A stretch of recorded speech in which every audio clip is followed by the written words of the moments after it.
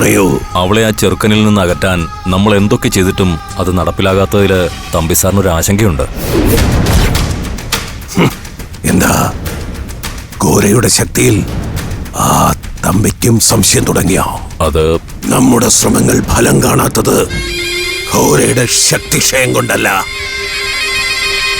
ആ ഊമ പെണ്ണിനും അവളുടെ കാമുകനും ദൈവീക ശക്തി പിന്തുണയായി നിൽക്കുന്നത് കൊണ്ടാ. അത് അവരോടുള്ള സ്നേഹം കൊണ്ടല്ല, ഈ ഘോരയോടുള്ള അപ്രീതി കൊണ്ടാ.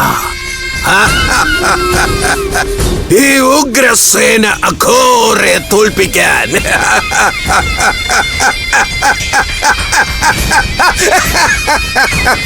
ഒരു ദേവശക്തിക്കുമാവില്ല. എന്റെ ശക്തിയിൽ വിശ്വസിക്കുന്നവരെ ഈ ഘോര ഒരിക്കലും നിരാശപ്പെടുത്തില്ല. ആ ഊമ പെണ്ണിനെ ഞാൻ ഇന്ന് രാത്രി തന്നെ തമ്പിയുടെ ഭാര്യയുടെ മുന്നിൽ എത്തിച്ചിരിക്കും. അവളുടെ മനസ്സ് മാറ്റാൻ ഭീഷണിപ്പെടുത്തിയോ, നിർബന്ധിച്ചോ, യാചിച്ചോ, ഏത് രീതിയിലാണെങ്കിലും അതിനവർക്ക് കഴിയണം. ദേവൂട്ടി അവരുടെ മുന്നിലെത്തിയാൽ പിന്നെ ബാക്കിയൊക്കെ അവര് ചെയ്തോളാമെന്നാ പറയുന്നത്. എങ്കില് ഒരുങ്ങിക്കോളൂ.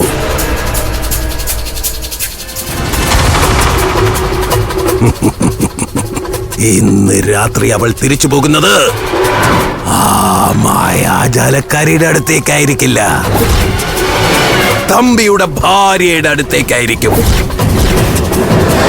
അവിടെ എത്തിക്കഴിഞ്ഞാൽ ബാക്കിയൊക്കെ അവർ നോക്കിക്കൊള്ളണം. അത് ഞാൻ തമ്പി സാറിനെ വിളിച്ചു പറഞ്ഞോളാം. എങ്കിൽ ഇപ്പൊ തന്നെ ആ വിവരം തമ്പിയെ വിളിച്ചറിയിച്ചേക്കൂ. ഇന്ന് രാത്രി അവൾ തമ്പിയുടെ ഭാര്യയ്ക്ക് മുന്നിലെത്തിയിരിക്കും. ഇപ്പൊ തന്നെ അറിയിക്കാം.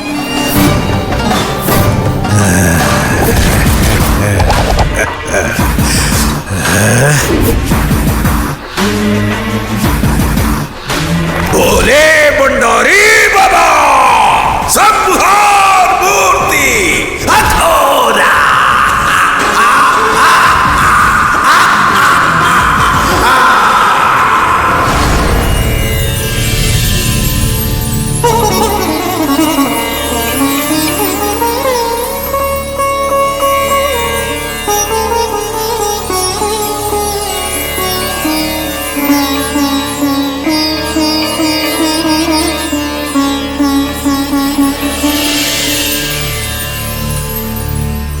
മോനിപ്പോ എങ്ങനെയുണ്ട് മഹിമേ?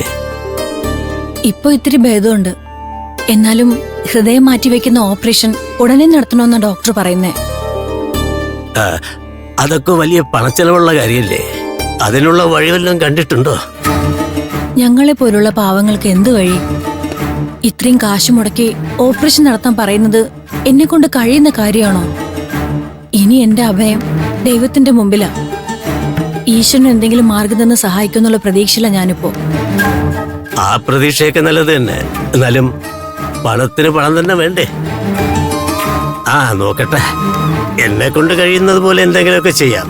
പിന്നെ കരക്കാരോട് പറഞ്ഞൊരു സഹായ നിധി ഉണ്ടാക്കാം. എന്നാലും അതുകൊണ്ടൊന്നും തികയാതെ വരും. മണിക്കുട്ടനെ നാളെ ഡിസ്ചാർജ് ചെയ്യുന്ന ഡോക്ടർ പറയുന്നത്. അങ്ങനെയാണെങ്കിൽ ഞങ്ങൾ അടുത്ത ദിവസം തന്നെ മൂകാംബികയിലേക്ക് പോവും. മൂകാംബികയിലേക്കോ? അതെന്തിനാ? ഞാൻ പറഞ്ഞില്ലേ സ്വാമി, എന്റെ മോനു വേണ്ടി ഇനി പ്രാർത്ഥനയും വഴിപാടുമൊക്കെ ചെയ്യാനുള്ളൂ. പ്രാർത്ഥനയും വഴിപാടും ഒക്കെ നല്ലത് തന്നെ. അതിനുവേണ്ടി സുഖമില്ലാത്ത മോനെയും കൂട്ടി അത്രയും ദൂരം യാത്ര ചെയ്യണോ?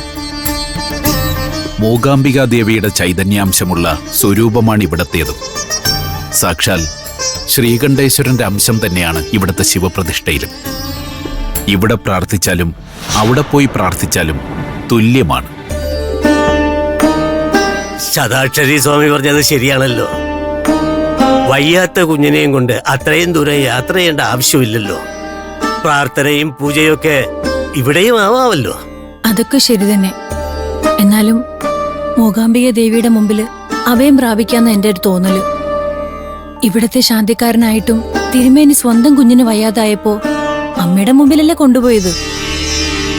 അതുപോലെ ഞാനും എന്റെ മോനെ ദേവിയുടെ അടുത്തേക്ക് കൊണ്ടുപോവുക. അവനെ മൂകാംബിക ദേവി കാത്തോളും എന്നെന്റെ മനസ്സ് പറയുന്നു. അതുമാത്രമല്ല, ശിവപ്രിയ മോളെ കണ്ടിട്ട് കുറച്ചു നാളായില്ലേ. മണിക്കുട്ടന് അനിയത്തിയെ കാണാൻ വലിയ ആഗ്രഹം. ജാതകവശാൽ അവൾക്കിനി അധികം കാലമൊന്നും ഇല്ലല്ലോ. ഇനിയുള്ള ദിവസങ്ങള് അവൾക്ക് വേണ്ടി എന്തെങ്കിലും ചെയ്യണമെന്നുണ്ട്. അതുകൊണ്ട് കൂടിയാ അങ്ങോട്ട് ചെല്ലാന്ന് വിചാരിക്കുന്നേ. എന്നാ ഞാൻ ആശുപത്രിയിലേക്ക് ചെല്ലട്ടെ? എന്നാ അങ്ങനെ ആവട്ടെ.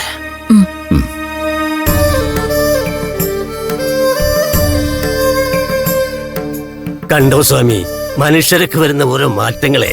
മുൻപ് അന്നദാനം ഉള്ളപ്പോ മാത്രമേ ഞാൻ ഈ സ്ത്രീയെയും മകനെയും അമ്പലത്തിൽ കണ്ടിട്ടുള്ളൂ. ഇപ്പോ സ്വന്തം കുഞ്ഞിന് വയ്യാതായപ്പോ വഴിപാടും പ്രാർത്ഥനയായി നിത്യവും ഇവിടെ ഉണ്ടല്ലോ. ആ പാവം തിരുമേനിയെ മോളെ എന്തുമാത്രം ദ്രോഹിക്കുകയും അധിക്ഷേപിക്കുകയും ചെയ്തതാണ് ഇവര്. ഇപ്പോ ആ കുഞ്ഞിനോടും അലിവ് തോന്നിയിരിക്കുന്നു. മഹാത്ഭുതം തന്നെ. ഇതൊന്നും ഒരു നല്ല സൂചനയായി എനിക്ക് തോന്നുന്നില്ല. ഈശ്വരന്റെ മുന്നിൽ പോലും അഭിനയിക്കാൻ വൈഭവമുള്ളവർക്ക് യഥാർത്ഥ ഭക്തിയുടെ നിറവും പരിശുദ്ധിയും എന്താണെന്ന് മനസ്സിലാകില്ല. അതുകൊണ്ട് തന്നെ അവരുടെ ഈ യാത്രയും ക്ഷേത്രദർശനവുമൊക്കെ വിചാരിക്കുന്നത്ര ഫലവത്താകണമെന്നില്ല. ആ പറഞ്ഞത് ശരിയാണ്. കാക്ക കുളിച്ചാൽ കൊക്കാകില്ലല്ലോ.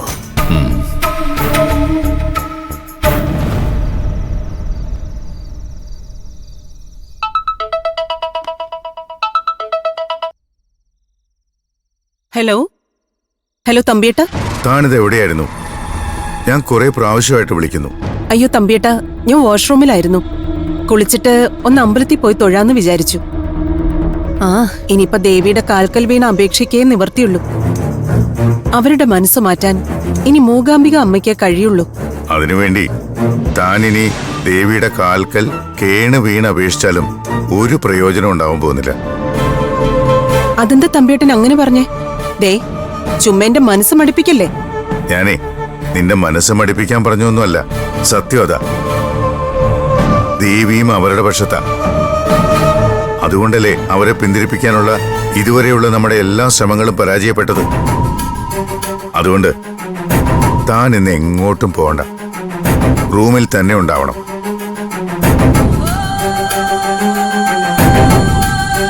തനിക്ക് ഒരു സർപ്രൈസ് ഉണ്ട്. സർപ്രൈസോ? എന്ത് സർപ്രൈസ്? ഇന്ന് ദേവൂട്ടി തന്നെ കാണാൻ അവിടെ വരും. എന്നെ കാണാൻ അവൾ ഇവിടെ വരുമെന്നോ? എന്തിന്? അതേടോ, ഇത്രയും നാള് ഞാനിവിടെ വെറുതെ ഇരിക്കാണെന്നാണോ താൻ കരുതിയത്? ഇന്നേ എല്ലാ കാര്യത്തിനും ഒരു തീരുമാനം ഉണ്ടാകാൻ പോകുന്ന ദിവസം. അതുകൊണ്ടാ താൻ ഇന്ന് അവിടെ തന്നെ കാണണമെന്ന് ഞാൻ പറഞ്ഞത്. ഇന്ന് തന്റെ മുന്നിൽ വെച്ച് സന്ദീപിന്റെ ജീവിതത്തിൽ നിന്ന് സ്വയം ഒഴിഞ്ഞു വയ്ക്കോളാമെന്ന് ദേവൂട്ടി തനിക്ക് വാക്ക് തരും.